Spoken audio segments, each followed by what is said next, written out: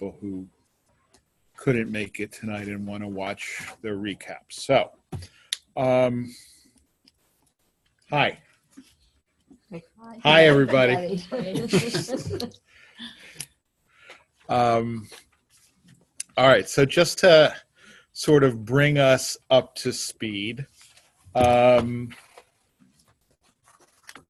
what we discussed last week, I mean, we began discussing the Amidah a little bit. We didn't get into the content at all, just really the sort of structure of it. And so the first thing that's worth knowing is that, well, a few things.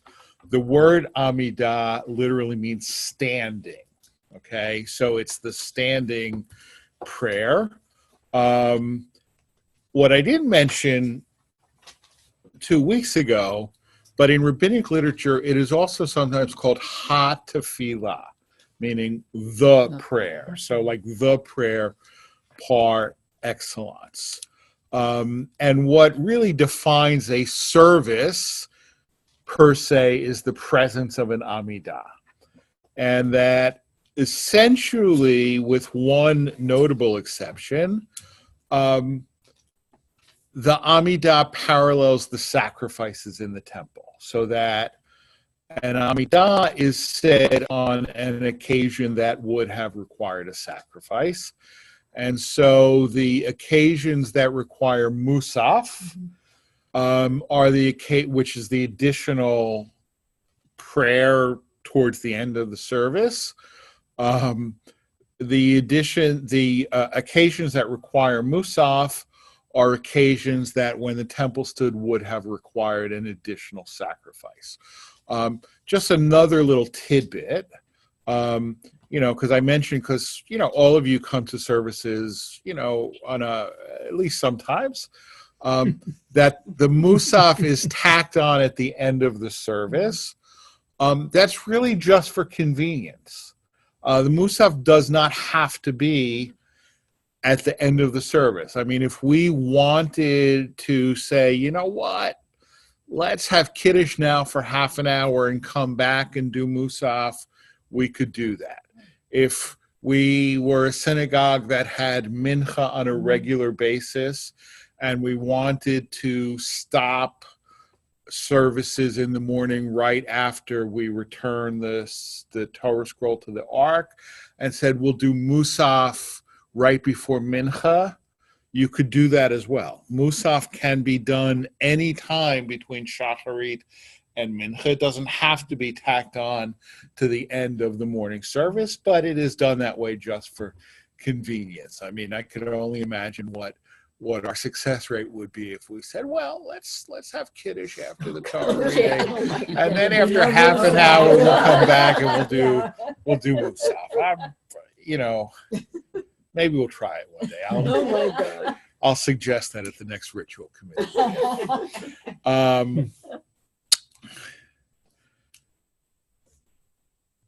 So, musaf. So, the one exception, right? So I said, with one glaring exception, it parallels the sacrificial schedule. And what's the glaring exception? Looking at the chart won't tell you. Okay, so let me do this a little bit Socratically. Which Amidah is radically different from all the other Amidot in the way that it's said? The evening. The evening, right? How is it different? It's not repeated. It's not repeated. Right. I just watched last week's. Okay. Just watched it because I'm like, he told us. I can't remember. It's not repeated. Okay, it's not repeated, or at any rate, it's not done with a kedusha. Right. I mean, sometimes we do the full thing silently and then repeat the whole thing. Sometimes we do what's known as a heichi kedusha, where we do the avot and the gvurot and the kedusha together and then continue the rest silently. That's legitimate, although it's not preferred, but that's what we do at musaf. Yeah, because you got hungry Jews and bagels on the other side of the wall. So you want to, Got the momentum. you got hungry Jews. But the evening Amidah is never repeated. And the reason for that is that there was no evening sacrifice. Okay, essentially, it's the way liturgy grows by accretion, right? It's like we do X because we have to. And then they said, well, since we're doing X, maybe we should do Y also, right? So why do we have services at night? Because you say the Shema. Right, because we have services at night because of the Shema, right? When you lie down and when you rise up, right? So then they said, well, if people are coming to shul for the Shema anyway, right? Let's have. But realistically, look, I know people who are relatively faithful about their minyan week, right? And they live far away, right? And it takes them a half an hour to get here for a 12-minute service, right? And how would they feel if it took them half an hour to get here for a 6-minute service, right? So they added the Amidah to the evening service. Okay, but to show that its status is somewhat different, like in other words, if you skip praying, okay, I'm not talking theology, I'm simply talking law, okay? From a legal perspective, if you get up in the morning and you don't daven shacharit, you've committed a sin. If you don't, at least if you're a man, okay, we won't get into gender differences either. No, I mean it's a complicated issue. I mean, one of the objections to the blanket decision that the conservative movement made a few years ago that men and women are completely equal both in rights and obligations is that we've turned half the population who weren't sinners into sinners. That's what I feel like. Right? I mean,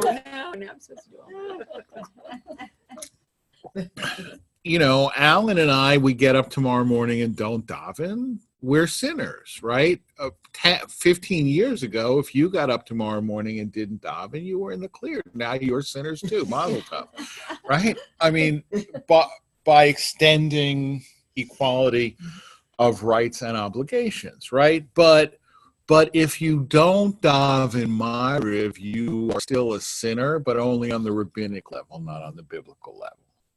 Okay, because that obligation, although it's an obligation, the reason that it's an obligation is essentially Klal Yisrael has accepted that obligation. So therefore it's now in the category of a vow. Okay, but it's not an obligation imposed by the Torah, it's an obligation imposed by the sages. So it's somewhat of a lesser status, and therefore to show the difference in status, we do it somewhat differently. Do rabbis then take a vow that they will, as part of your obligation, to follow the sages then? Why is it for a rabbi and not for somebody else? No, it's for everybody. It's for when I say on the rabbinic level, in other words, it's a small. It's a misdemeanor rather than a felony. I get you. Okay. Now, interestingly, all right. So when the conservative movement first started ordaining women as rabbis and cantors, right, and sort of the main objection, we're a little off, but that's all right. I mean, that's where the best learning takes place, right? Because you now have some Orthodox congregations that have women rabbis as well. But, the classic role of a rabbi is to teach and preach and rule on questions of law. It's not to lead services, right? And since in Orthodoxy, women cannot lead services, cannot count in the minyan, female Orthodox rabbis do not lead services or count in the minyan. They preach, they teach, they do pastoral stuff, whatever, but they don't read Torah, they don't lead services. You can't say, oh, the rabbi's in the office, let's go get her and she'll be the 10th. Right? Now, in the conservative movement, that's simply untenable, right? A congregation such as Kehilat Shalom could never hire a rabbi that says, well, I'll happily be the rabbi, but you can't count me for the minyan. Right? It's untenable, right? It's just sociologically. So what the conservative movement did, what Rabbi Joel Roth, who wrote the Responsum Allowing for Women's Ordination, said that women could take a vow, formally take a vow, to be obligated in the same way as men are. And then their status is the same. In other words, essentially a woman could become an honorary man by means of a vow. And then she would, I mean, you can buy it or not buy it. But that was the argument, right? That you know, and then the counter argument was, wait a second, but if I'm a man, my vow is imposed heteronomously by God. Right. And here the vow is imposed, I mean, the obligation is imposed. Here it's self-imposed. But that was the basis, so that if you wanted to be if a woman wanted to be a rabbi or a cantor in conservative Judaism, she had to formally take a vow to be obligated just as men do. Now, nobody enforced that. In other words, nobody was checking to make sure that women actually daven 3 times a day or whatever. But the point is, having taken the vow, it was a sin for them not to, just as it was a sin for men. How long ago was that? Yeah, that was 85. Now we're all sinners. Right. And then subsequently, a different ruling came in that said men and women have equal rights and equal responsibilities, period. Okay. I could maybe teach about this someday because it's interesting. It really is. But it's not the main, it's not the main Kiddush conversation for sure. All right. So what we saw is that the Amidah is also known as the Shmona Esrei, which means the 18, right? And it's called the 18 because in the weekday Amidah there's 19 brachot, so that's why we call it the 18 brachot, right? Because we're Jews. But the Amidah is it's like a sandwich, okay? So the top layer of bread is the first 3 blessings, Avot, Gevurot, Kedushat Hashem, right? And the bottom bread are the last 3 blessings, Avodah, Hoda'ah, and Shalom. And the meat, right, what differs between weekday and Shabbat is the middle blessing. Right? You have 13 intermediate blessings on weekdays, and those 13 intermediate blessings disappear on Shabbat. They also disappear on festivals, and they are replaced by 1 blessing, Kedushat Hayom, the sanctification of the day. Okay, which talks about, now it's rather long, right? And that's why most people, when they're presented with this material, like a lot of times when I teach stuff about the structure of the store, and there's a click, you say, oh yeah, that's what we've been doing, right? The Kedushat Hayom doesn't really seem like one bracha because it's really long and there's different sections, right? But remember, what makes a bracha is that it's a section of the liturgy that ends with Baruch Atah Adonai, right? Okay, so let's look. I mean, I think the best suggestion is to simply work our way through the Amidah, right? To read it out loud and discuss it, okay? Do we need our weekday one too? What? Do we need our weekday? Well, no, because the weekday is also in the Shabbat. It's interesting. I mean, the Shabbat, just again, for sort of ease of how things are done, most Shabbat and holiday Siddurim also have the weekday afternoon service and the weekday evening service. Okay, they don't have the weekday morning service, both because it's the longest and also because it's not contiguous, right? I mean, in a more traditional synagogue, right, you would get here. So let's say, for example, like this Shabbat starts at 4:30, right? We would have mincha at 4:20, right? The last mincha of Friday, we go right into Kabbalat Shabbat, right? And then on Saturday with candle lighting, have a minute at 4:30. So Shabbat ends at 5:30, right? So we would have had, let's say, Mincha and Ma'ariv at 5, right? Gone from Mincha to Ma'ariv, and then right into the evening service for weekdays, right? So that the Siddur has, if you look at our Siddur, right, the very first thing begins on page 1 is the weekday afternoon service.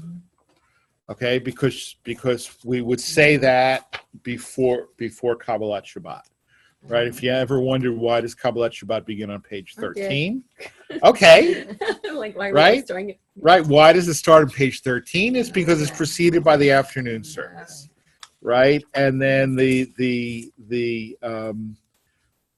have the weekday Ma'ariv at the back, just like we have the weekday Ma'ariv at the back of the Machzor, right? Because we end Yom Kippur and then go right into the Ma'ariv of the next day. Okay, so 286A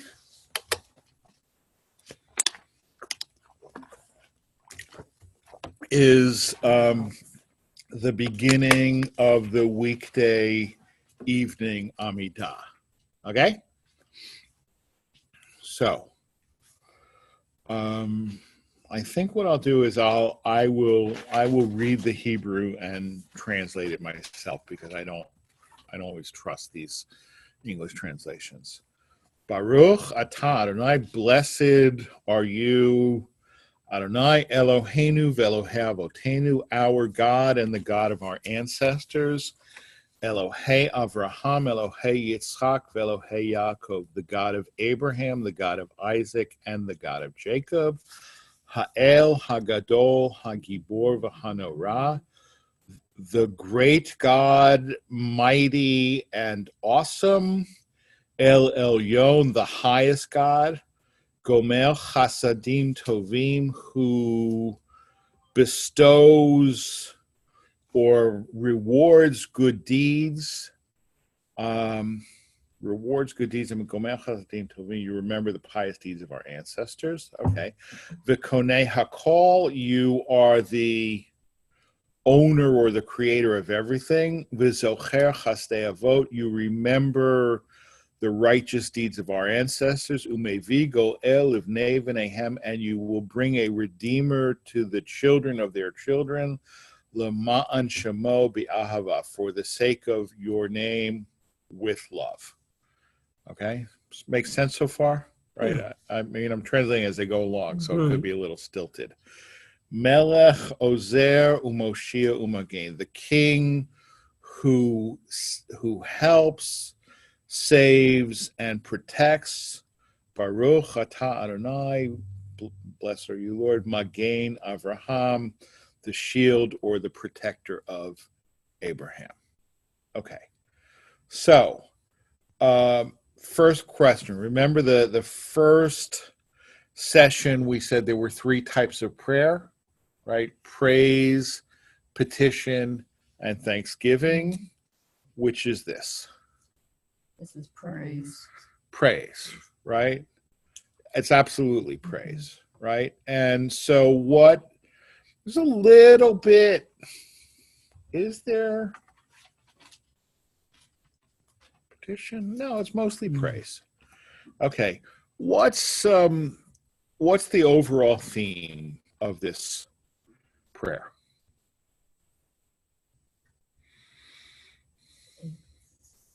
I would say, Praising. Go ahead. No. is praising God and God and God of our and to our ancestors, relating back to the ancestors. And It puts, okay, go ahead. well, I'm sorry. It puts Adonai in sort of in context, really. Yeah, I mean that's what you're saying. Yeah. Right. I mean, it locates us in a context, right? That and so essentially we're saying we praise you, God, or maybe even thank you, God, although it's really phrased as praise for what you did for our ancestors, right? But also you are good to us because you remember the good deeds of our ancestors, right? So essentially, we're also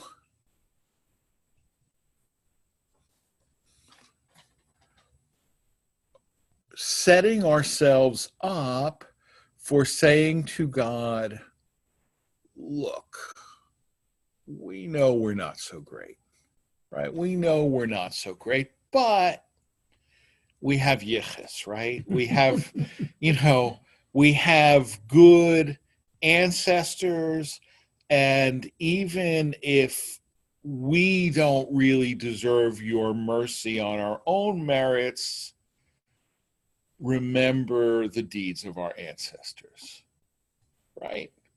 And so, yeah, it situates us in a context, right?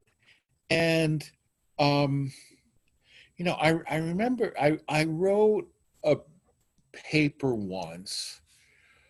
It's actually a book chapter, although the book was supposed to be published 12 years ago and it still hasn't been published.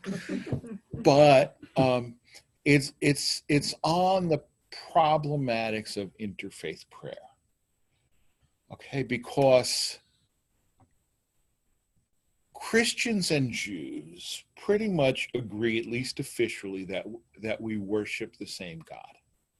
Right? So if we worship the same God, why is it so hard for us to worship together in any meaningful way? Right? And my answer to that question is precisely, I didn't mention this specific prayer, but I could, right? That we are situated, in other words, every person relates to God, at least, let's say Jews relate to God in two different modes, right? We relate to God as the creator, and that's a universal mode, right? God created everybody, right? But we also relate to God through this lens of our ancestors' relationship, right? Which, if you're not a Jew, you don't have. Right now, this, of course, raises issues for people who are converts to Judaism, right? Because what does it say? Our God and God of our ancestors, right? And there was actually, there was a formal response on this issue by Maimonides, right? A man by the name of Ovadia Hager, Obadiah the proselyte, wrote a question to Maimonides saying, should I say this, right? Should I say this? After all, talk about my God and our God and the God of our ancestors. How far back are you going? Well, he himself was a convert. I know, but if you take it back far enough, according to some legends, your ancestors could also, I don't know yet. But it is.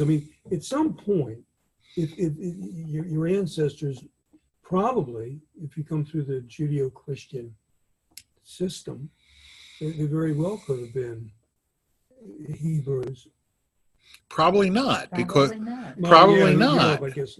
Right? I know that there's these sort of nursery rhymes, right? Roses are red, violets are bluish. If it wasn't for Jesus, everyone would be Jewish. Right. But that's not so, because once you get into Europe, yeah, right. because Yeah, you're right. most people they weren't Jews before the rise No, of Christianity no. and Islam. They were pagans, right? So right. now chances are, I mean, it's interesting because you may have seen that last week, Congresswoman-elect Alejandra Ocasio-Cortez was at a Jewish event where she said, by the way, I am descended from Sephardic Jews who, during the Inquisition, Okay. blah, blah, blah, blah, blah. And some people started, oh, yeah, now she's just saying that so that the Jews will like her. Well, no, because then why didn't she say it before the Right, election right. rather than after? Right. But I have read enough historians and genealogists who say that if you have Spanish ancestry, and I mean Spanish, I don't Right. mean Spanish speaking, but Spanish, i.e. from Spain, if you have Spanish ancestry, then chances are you have some Jewish ancestry, Right. because the population of Spain was a high enough percentage of Jews prior to the Inquisition, and so on and so forth. So that, if she really does have Spanish ancestry, then she may well have Right. some Sephardic ancestry. I mean, the number of Latinos who have converted to Judaism and only then been told by their grandmother, there's something you ought to know, Right. Because many of them fled the Inquisition Right. Sure. and came to the New World. Yeah. But that wasn't Obadiah the proselyte, right? And Right. he asked Maimonides the question, should I say this prayer? And Maimonides' answer is absolutely, right? Because our ancestor is Abraham, your ancestor is God. Right. But when somebody converts, what is their name? So-and-so Ben Avraham, so-and-so Bat Avraham, right? Which means that they are born again. They are born again. Or named again. Well, but it's more than named again. Okay. It's born again from a legal perspective. Like an adoption. All right. It's like an adoption. Okay, and so I mean, it gets you into interesting places. Okay, because and rabbis, just like lawyers, like to play with what ifs, right? So then the what if is, suppose a Gentile brother and sister both convert, right, and now they're newborn and all their previous relationships have been wiped away. Could they marry? Because, well, What about the biological? Well, the answer is that they could not, but only because it would be a desecration of God's name. Right? In other words, people would say, ugh, Jews allow a brother and sister to get married? How disgusting is that, right? In other words, in pure legal theory, they could, but we don't allow it. Okay, similarly, like I mean, a more common question, right? Somebody's a convert, a parent dies. How do they mourn them? Right. Right, and because in strict legal theory, once you've converted, your parent is no longer your parent, right? And generally, and the general response, at least outside of the strictly Orthodox community, you mourn them the same way anyway, because otherwise people would say exactly that wait a second, isn't honor your father and your mother one of the 10 commandments? And now you were Christian and you kept that, and now you're Jewish and you don't, right? So that would be a desecration of God. But in pure legal theory, like, just in other words, like, a person striking their parent is a capital offense in Jewish law. If a convert strikes their parent, it's not a capital offense, because Yeah. the relationship legally no longer exists. All right. So, dear God, we're situating ourselves in that relationship of our parents, and we may remind you of this later if we get into trouble. Okay?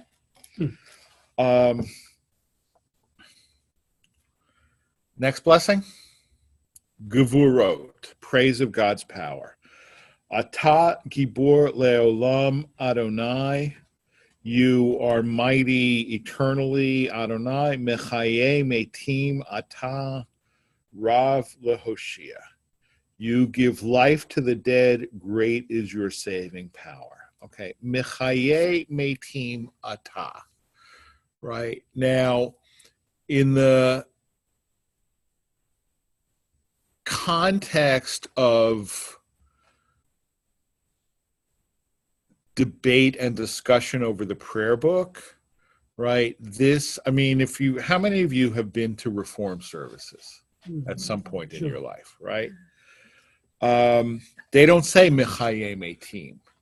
They say Mechaye Hakol, okay, who gives life to all or who gives life to everybody. Why don't they say Mechaye HaMetim? Because they understand this as a reference to bodily resurrection, okay, which they no longer believe in. Okay, now, having said that, I'm not sure if I believe in bodily resurrection either, right? Can I say it's not going to happen? No, right? I mean, how would I prove that, right? But is bodily resurrection a sort of article of my faith? Also no, right? But is that the only way to understand that phrase, Mechaye HaMetim, right? No, because it literally means gives life to the dead, right? And if you ever, for example, met Holocaust survivors who rebuilt their lives, that's Mechaye HaMetim, right? Yeah, Those sure. people were dead, Yeah.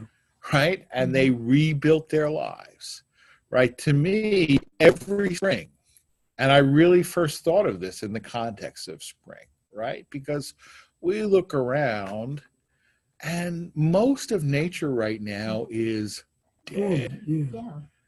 It's dead. I mean, and yet spring comes around and it all comes back to life, right? So there are different ways of understanding this, right? That God gives life to the dead with great mercy. So Mech Noflim, who upholds the falling, Rofei Cholim, heals the sick, Matir Asurim, frees the captives, Mikayim Emunato Lishenei Afar, who keeps his promise, who keeps faith with those who sleep in the dust. Mi Chamocha Ba'al Gevurot, who is like you, O master of mightiness, master of might. Mi Domelach, who resembles you. Melech Memit, the king who deals death. Umechaye, gives life. Umatzmiach Yeshua, causes redemption to flourish. V'ne'eman ata lahachayot metim, you are faithful to give life to the dead. Baruch atah Adonai mechaye hametim. Blessed are you who gives life to the dead. Okay. Now it's interesting, freeing the captive, right? I mean, to me,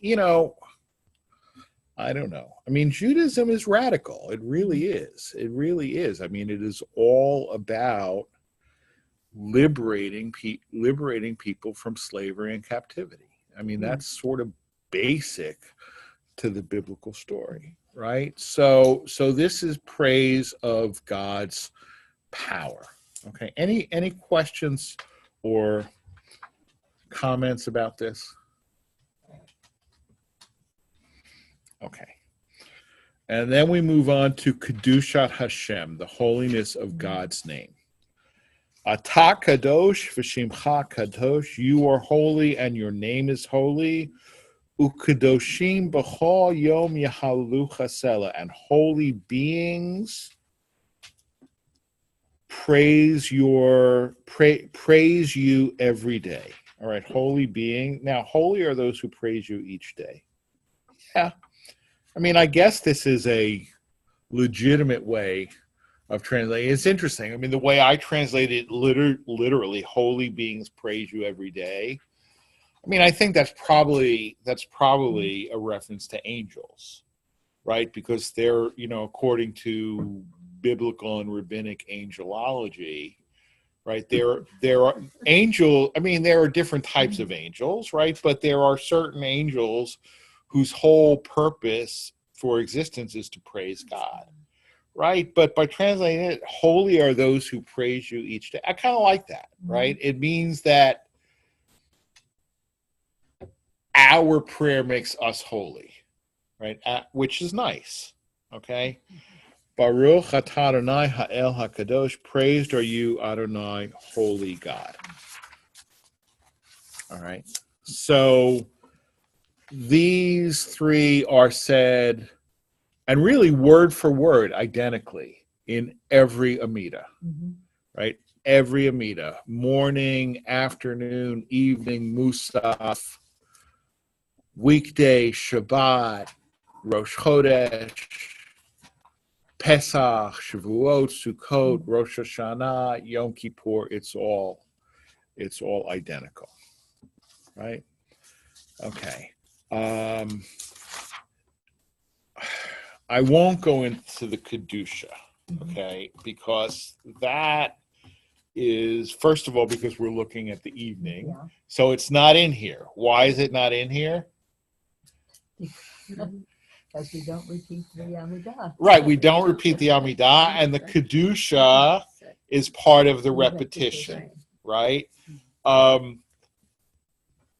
Now, the Kedusha would actually tend more towards the way I translated it, Kedoshim Yahalu Chasela, holy beings praise you every day, because essentially what that is, it is a human replication of what the angels do in heaven, of praising God, right?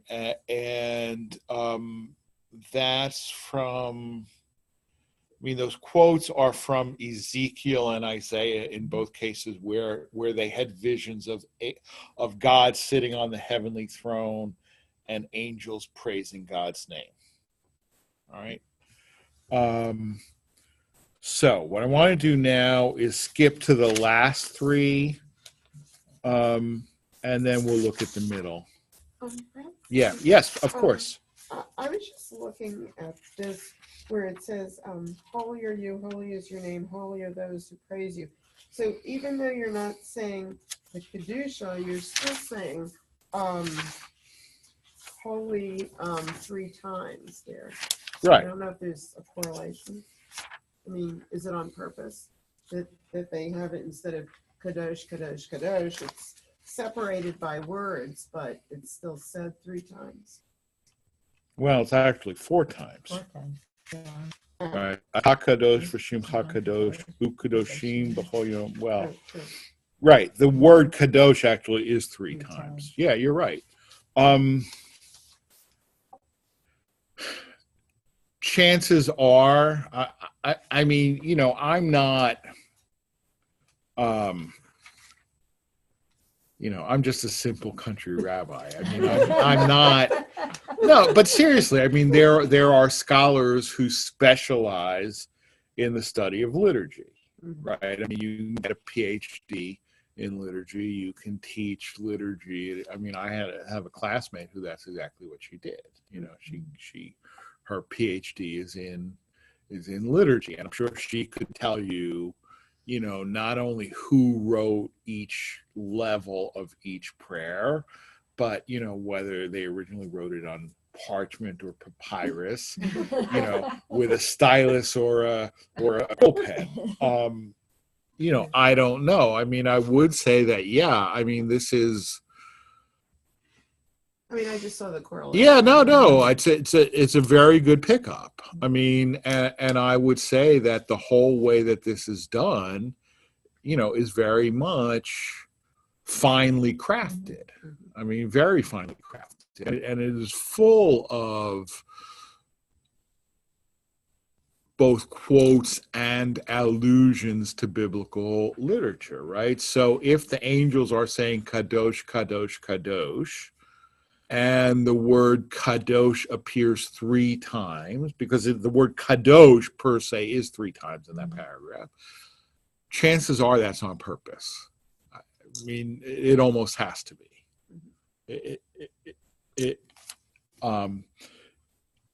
It almost has to be. But then you have that whole thing about the power of 3. And I don't know whether that comes in 3 times when you say, kadosh, kadosh, kadosh, but same thing here. I mean, it's just a whole tradition of the power of 3. I don't know what it means, but I mean, I think that it almost, it just seems right because we do it that way. Mm-hmm. Yeah. Okay. So let's skip now to Avodah. So turn to page 289.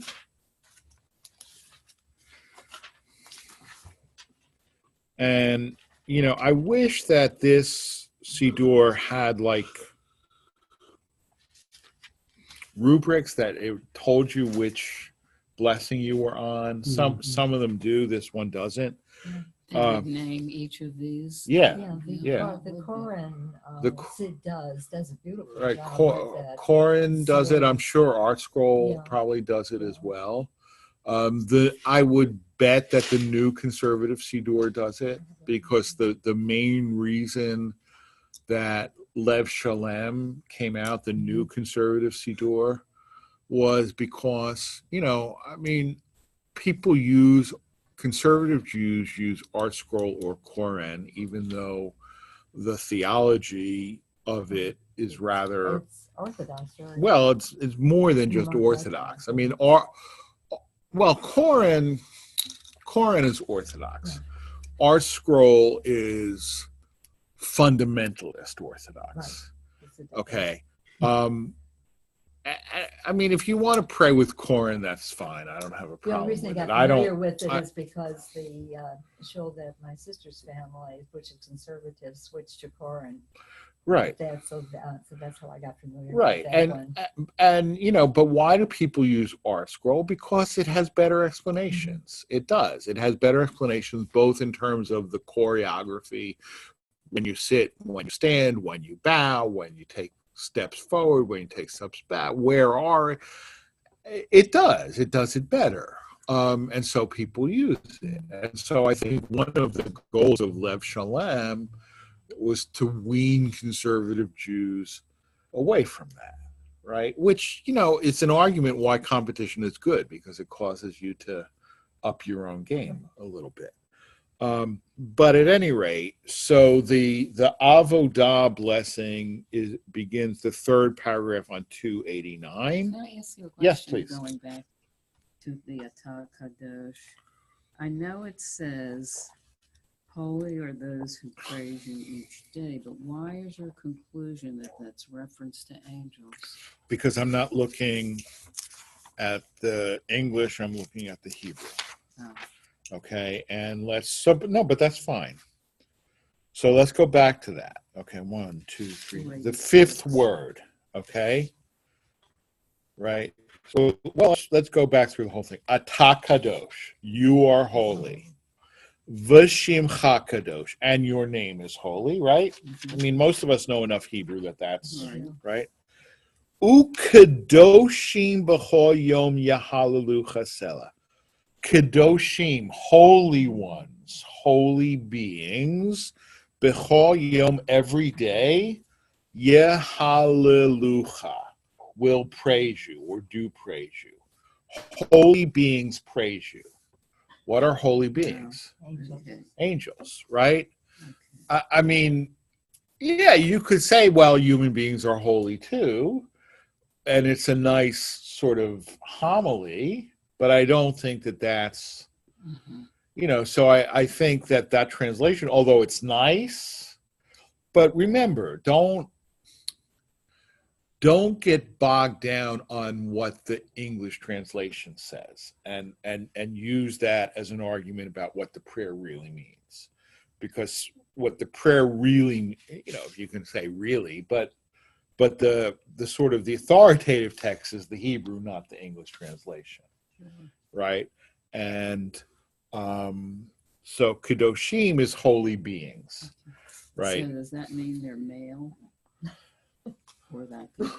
No, they could be both. Does that mean both? No, right. Okay, so you have.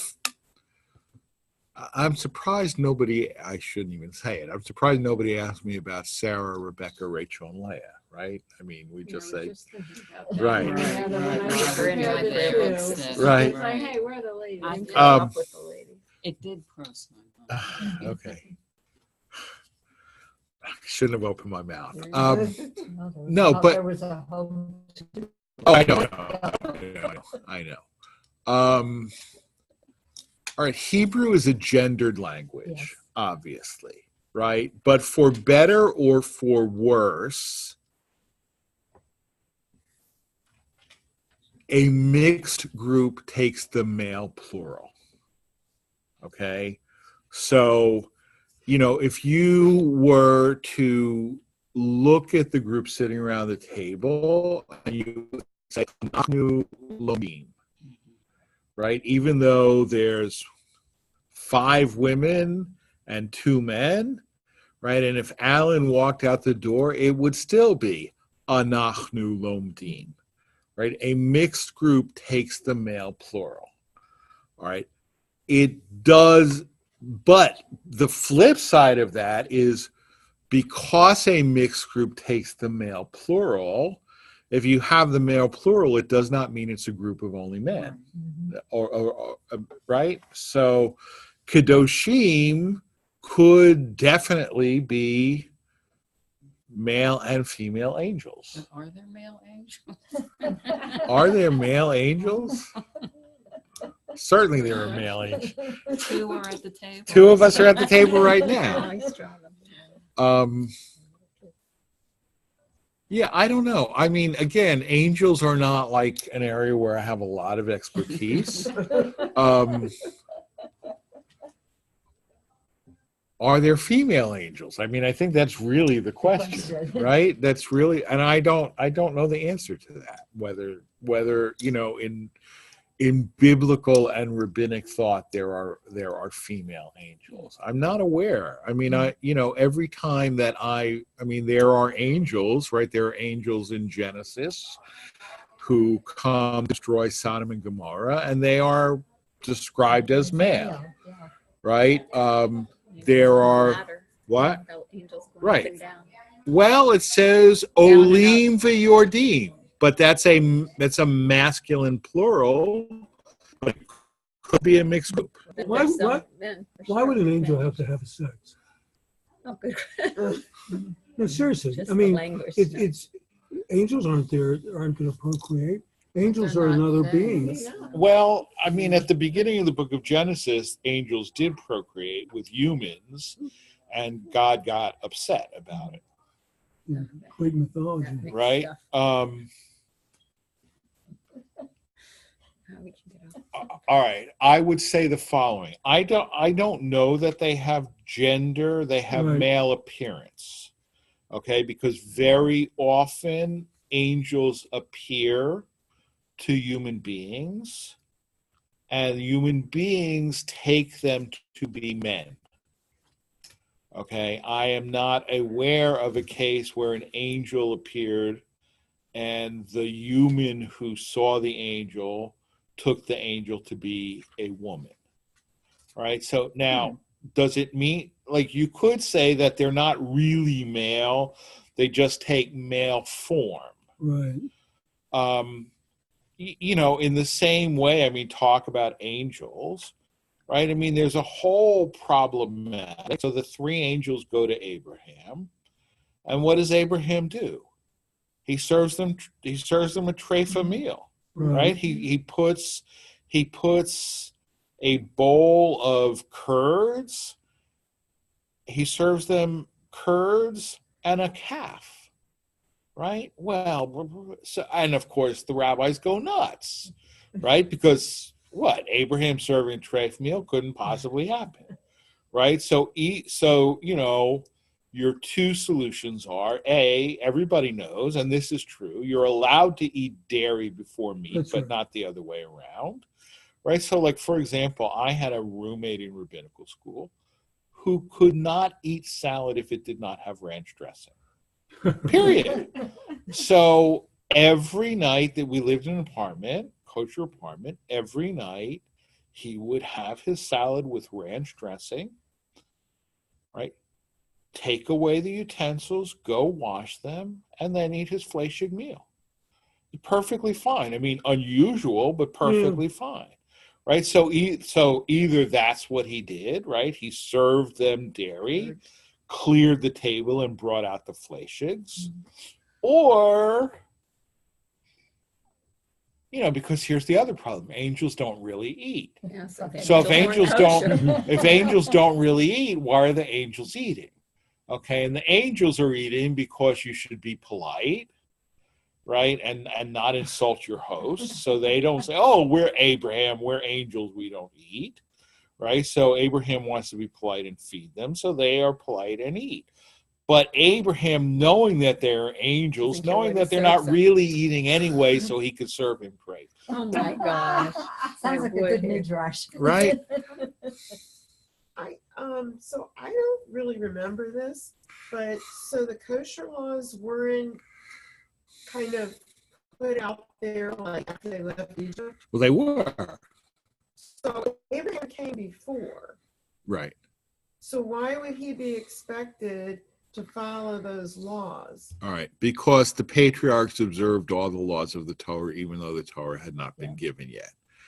Okay, I mean, this is all in the realm of midrash. It's all fanciful, right? But generally, the sages believed that the patriarchs observed all of the mitzvot. Okay, now you can get really silly with it, right? Because I mean, if you look, I could find you a video from a few years ago on YouTube that was really great. But there are sages who say not only did the patriarchs observe all of the mitzvot, the patriarchs knew all of the Torah, right? So, like, we're in the middle of the Joseph saga, right? So if the patriarchs knew all the Torah, so why is Jacob so upset thinking that Joseph has been killed? He'll just look in the Torah and know that Joseph wasn't killed, right? Beyond that, father is Jacob. He could look in the Torah, see that his brothers are going to kidnap him and send him down to Egypt and warn him that, maybe you shouldn't go to look for them in the first place, because that, and then you get into this That's why whole, Isaac went. He knew he right? wasn't Then you gonna get into killed. this Why not whole go? sci-fi, right? Isaac knew all along. And the Star Trek Prime Directive, and Back to the Future, and the whole everything, right? So I don't want to get into, That makes sense. the patriarchs knew the whole Torah, but for the sages, the patriarchs observed all of the Torah, all of the mitzvot. Okay, so right, it would be much simpler to say, well, this is before the Torah was given, right? But we're Jews, Nothing simple. right? Okay. All right, so the third paragraph on the page, Ritzei Adonai Eloheinu b'amcha Yisrael uvitfilatam. Be satisfied, be pleased, Lord our God, with your people Israel and their prayers. Okay, now the conservative movement emended this prayer. Ritzei Adonai Eloheinu b'amcha Yisrael uvitfilatam b'hashevet. I forget what the Orthodox Siddur actually says. Let me see if I can find it. Is this the beginning of one of I would these? think a clay Yeah, of it's some supposed to angels be would the be fascinating. hollow dot bar. Is this? I'm serious. Amidah I would down think here?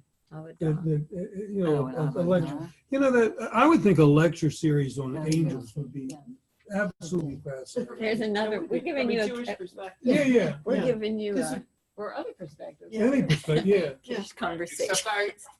There's a big problem with that. I would have to prepare it, and I don't know enough about it.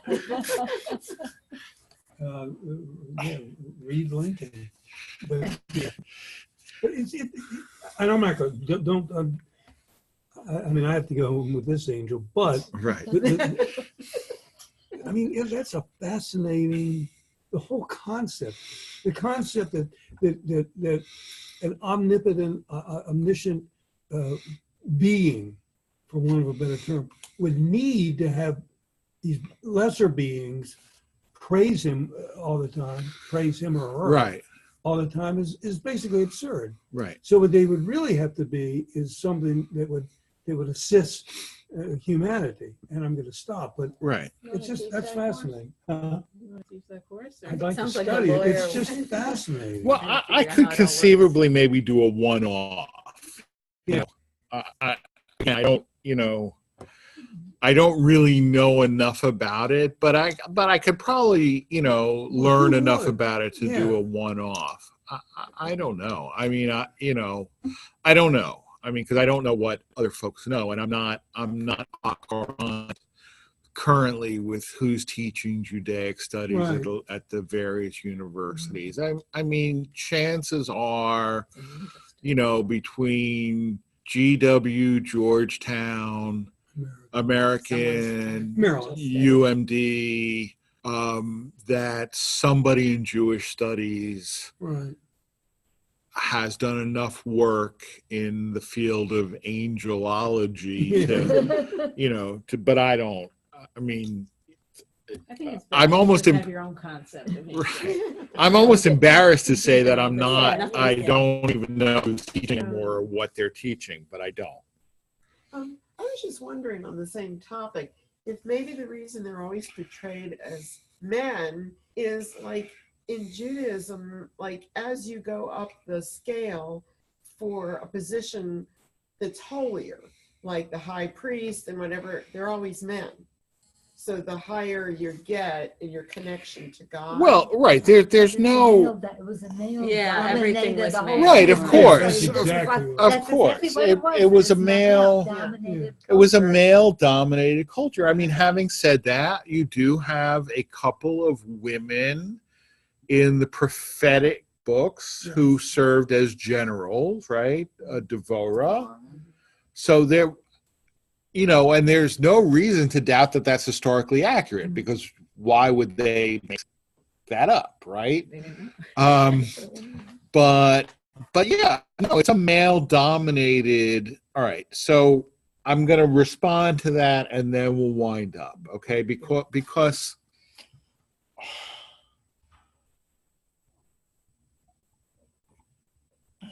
the whole issue of gender relations obviously is massively problematic, right?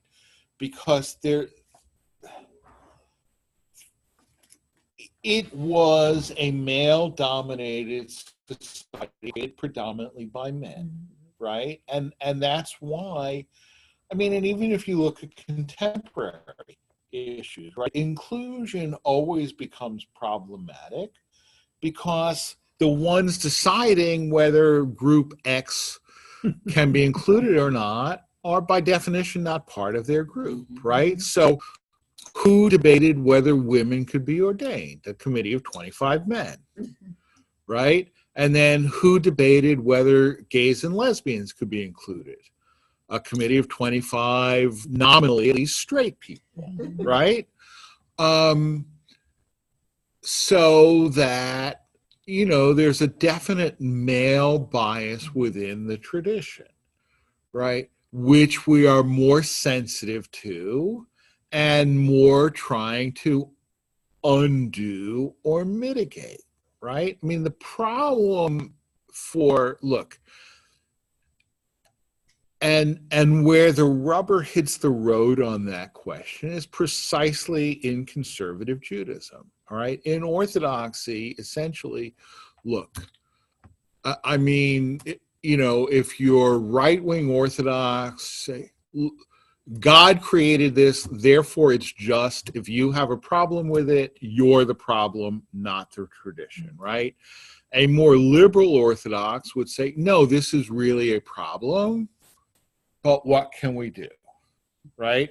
And Reform, essentially, I mean, not to be a caricature, just says, well, if it's wrong, let's just change it, right?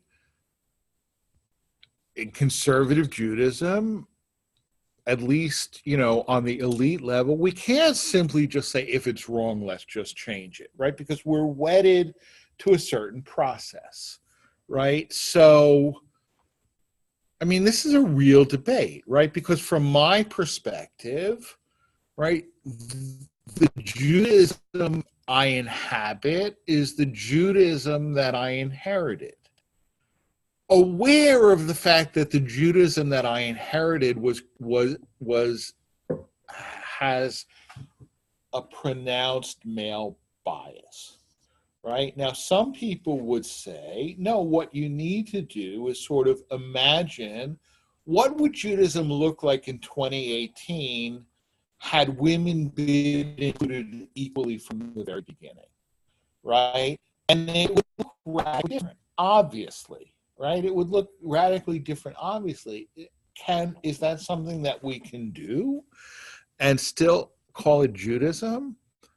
I don't, and I struggle with that, right? I struggle with that. Now, are angels women? That's just like, that doesn't have any real life implications, right? But, I mean, now that I have, LGBT friends and LGBT congregants, right? I'm more aware of, how heteronormative our tradition is. When 5 years ago, I didn't even know the word heteronormative, right? So Did it exist? I admit, I don't know, I probably did, but so it's a real problem. I mean, where I sort of situate myself is, look, we inherited a tradition that, it is flawed. All right, there are problems with it, and we want to try to mitigate those problems without simply rewriting the whole tradition from top to bottom. It's difficult. It's very difficult, and it affects everything. It affects our liturgy. It affects personal status. It affects marriage. It affects divorce. Everything, right?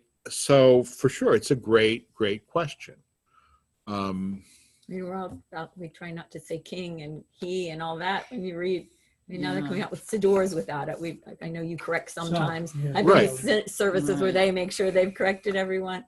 Right, and it's relatively easy to do that in English. Yeah. Right, but it's impossible to do it in Hebrew. You're not really seeing because that's what we're just right because I can translate melech as sovereign, right? Which a sovereign is neither male nor female, right? I can translate melech as sovereign,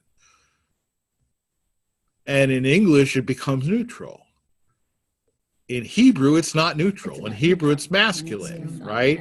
And even if you wanted to say, well, it doesn't necessarily mean king. Well, yeah, it does, because there's melech and malkah, right? And that whole language,